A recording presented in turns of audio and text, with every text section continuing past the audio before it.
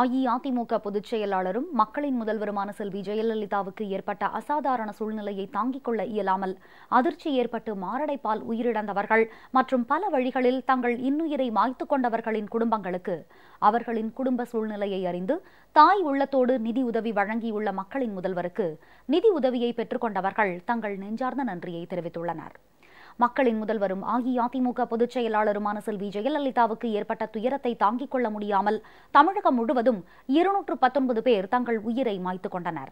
உயிரிழந்தோரின் குடும்பங்களின் சூழ்நிலையை அறிந்து அமைச்சர்கள் மற்றும் கழக நிர்வாகிகளை மரணமடைந்தவர்களின் இல்லங்களுக்கே நேரில் அனுப்பி வைத்து தாய் உள்ளத்தோடு தலா 3 லட்சம் ரூபாய் குடும்ப நல நிதி உதவியை வழங்கச் செய்த கழக பொதுச் செயலாளரும் மக்களின் முதல்வருமான செல்வி ஜெயலலிதாவின் கருணை உள்ளத்தை நினைத்து நிதி உதவியினை பெற்றுக் கொண்டவர்கள் கண்ணீர் மல்க தங்களது குடும்பங்களின் சார்பில் நெஞ்சார்ந்த நன்றியினை தெரிவித்துக் கொண்டனர்.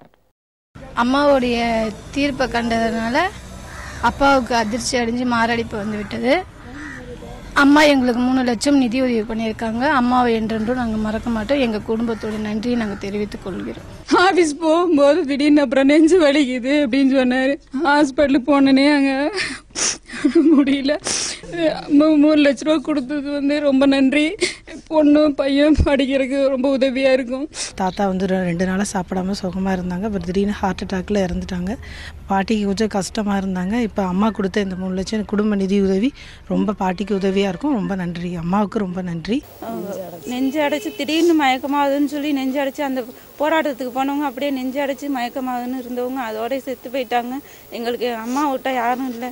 அம்மா எங்களுக்கு பெரிய உதவி செஞ்சுருக்காங்க. புரட்சிறை அம்மா எங்களுக்கு பெரிய உதவி செஞ்சுருக்காங்க. அதை நாங்கள் என்றைக்கும் மறக்க மாட்டோம். 3 லட்ச ரூபா உதவி பண்ணியிருக்காங்க. எங்கள் குடும்ப சார்பாக நாங்கள் மனமார்ந்த நன்றியை தெரிவித்துக் கொள்கிறோம். அம்மாவுக்கு ஏற்பட்ட துயரத்தை டிவியில் கேள்விப்பட்டு அப்பா மாறாடு விளையாண்டாங்க.